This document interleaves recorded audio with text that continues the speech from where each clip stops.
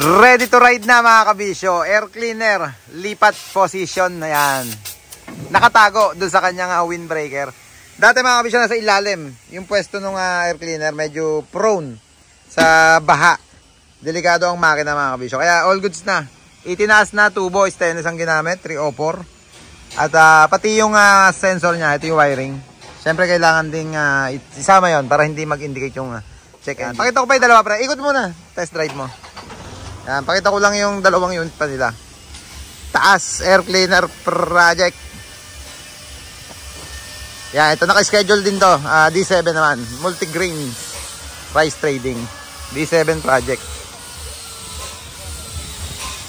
Ito yung pangalawa ng RMC. Kaya nakataas na rin. Yung tubo na lang siguro binabapping. Ito yung pangalawa. Pangatlo dito sa loob. Pangatlong unit. Yan. Pagka magpapalipat din ako air cleaner mga kabisyo, tawag lang muna kayo sa number na naka-press screen natin para mabigyan kayo ng schedule sa office namin. Yan.